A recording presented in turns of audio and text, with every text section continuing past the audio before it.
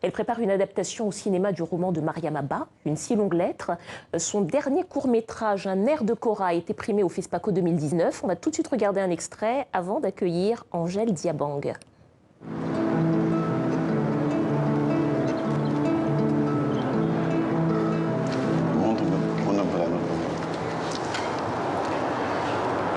Monte encore un peu. Ça. Oui.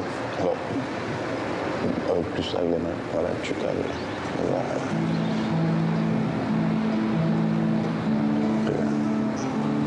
Voilà, tu es bien maintenant. Merci. Tu mets plus de précision là, non? Pour qu'on puisse à 100 points.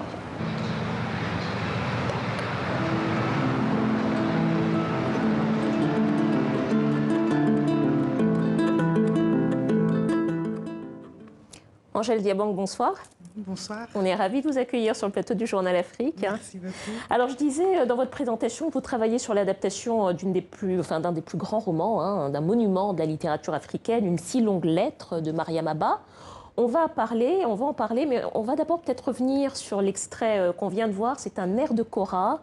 C'est le film pour lequel vous avez reçu le prix de la meilleure femme cinéaste de la CEDEAO au FESPACO. C'est une histoire d'amour. Comment on pourrait résumer ça? Histoire d'amour impossible pour un instrument de musique et entre une femme et un homme. C'est assez juste si je dis ça comme ça? Oui, en fait, c'est une histoire d'amour impossible entre ce moine catholique et cette jeune femme voilée musulmane. Et en fait, c'est leur amour pour cet instrument de musique qu'est la kora qui font qu'ils vont se rencontrer et vivre leur histoire, ou pas. Oui, parce que cette jeune femme ne peut pas jouer de la kora parce que les femmes ne doivent pas toucher à la kora. Tout à fait. Elle va donc voir les moines qui lui permettent d'apprendre avec ce jeune moine dont elle tombe amoureuse, en fait, on peut le dire. Hein. Tout à fait. On va pas tout dévoiler, hein. On va pas tout dévoiler. Le film n'a pas encore été projeté au Sénégal. Hein. Non, pas encore. Vous prévoyez une avant-première?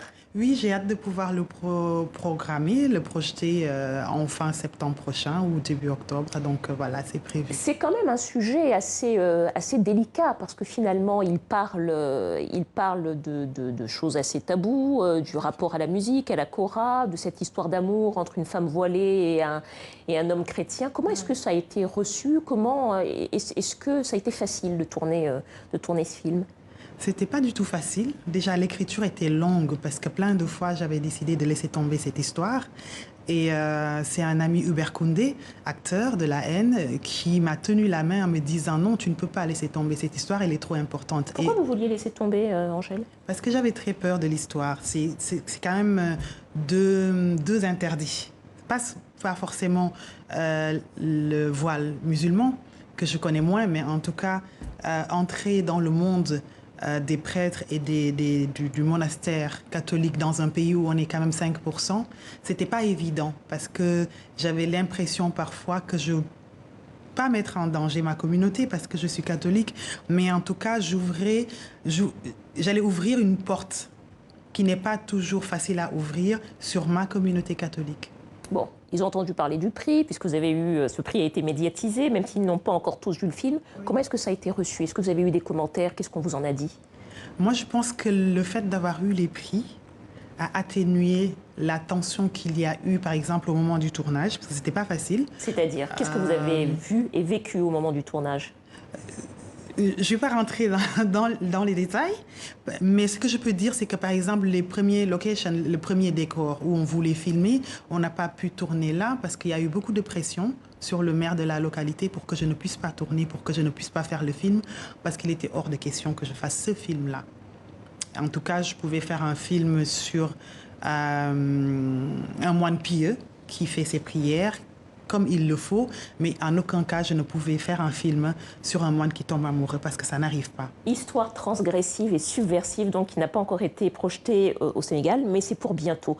On va... Alors, vous vous intéressez quand même beaucoup, hein, souvent aux sujets qui touchent les femmes. Vous avez notamment réalisé cet autre très très beau court-métrage, Ma coépouse bien-aimée. On va tout de suite regarder un extrait, et puis on en parle, et aussi de vos projets. man ne duma dem fenn damay toog tax sama ay doom parce que xam naa ni man su ma demee mënuma leen mettre ci condition yii nii seen kër papa boobaa dañuy xat man ak ñoom rek ma xalaat loolu man samay doom rek laa ci xalaat daal moo tax ma toog. Voilà, c'est un film qui parle de la polygamie, hein, on vient de le voir, Ma coépouse bien-aimée. Qu'est-ce qui vous a donné envie de parler de ce thème-là? Encore un sujet compliqué, tabou, délicat. Oui, en fait, Ma coépouse bien-aimée, pour moi, était le premier exercice, la première marche vers mon long métrage, qui est une adaptation du roman de Mariama Ba, Une si longue lettre, que tout le monde connaît.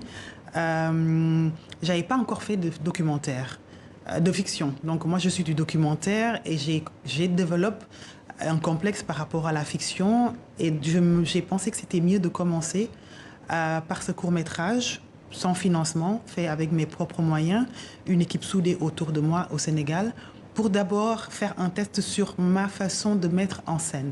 Je voulais faire ce court-métrage de cette façon-là, avec beaucoup de silence, parce que je me disais, il faut que j'arrive à diriger ces deux actrices dans ce huis clos, sans beaucoup de paroles, pour qu'on puisse voir et entendre leur intérieur, cette voix intérieure-là, parce que je trouvais qu'à chaque fois qu'on parle, la majeure partie du temps, de polygamie, il y a beaucoup comment on dit ça, c'est des bagarres, c'est des disputes, on se hurle dessus, on crie, mais ce qu'il y avait à l'intérieur, on ne l'entendait pas, et je me disais, il fallait que j'arrive en tout cas, à cette mise en scène-là pour me préparer au long. Donc voilà, d'où ce court-métrage qui au départ était juste un exercice, pas un film. Oui, effectivement, ça donne un court-métrage qui est extraordinaire, avec effectivement un poids du silence qui est très bien filmé, avec un jeu de regard qui est extraordinaire dans les deux films, hein, d'ailleurs. On l'a vu dans cet extrait. Au fond, cette coépouse se pose la question, elle est en contradiction avec ses trois identités, celle de femme, celle de mère, celle d'épouse. On l'entend dire, je ne partirai pas parce que j'ai mes enfants et je veux continuer à leur assurer un niveau de vie qui leur permette de grandir. Est-ce qu'au fond, c'est pas ça la contradiction qu'il y a au fait d'être une femme sur le continent africain, être les trois en une seule? Oui, moi, j'irai plus loin en disant que voilà, ce qui est plus compliqué aujourd'hui pour nous, la femme contemporaine, c'est justement ce pas dans la tradition qu'on aime, qu'on essaie de respecter, tout en étant très moderne, parce qu'ouvert dans le monde, avec les réseaux sociaux, il y en a beaucoup qui voyagent, qui vont travailler dans d'autres pays, qui reviennent. Comment être soi, tout en étant en accord avec cette société qui met en avant le « nous ». C'est le plus dur, et du coup, ça amène parfois à des choix, comme dit Yacine dans le film. Je ne pars pas parce qu'elle pense d'abord à sa place dans la société, c'est être maman, c'est protéger ses enfants, peu importe son bonheur à elle et son plaisir à elle. Bon, ce sont des thématiques en tout cas que vous allez continuer d'explorer dans ce film que vous souhaitez tourner, donc adaptation d'une si longue lettre de Mariama Ba. Où est-ce que vous en êtes en quelques mots dans ce projet de tournage? Je suis dans la recherche de financement. On attend de compléter le financement pour commencer le tournage. On vous souhaite bonne chance et on a hâte de voir le résultat. Merci beaucoup Angèle Diabang d'être venue nous voir sur le plateau du Journal Afrique.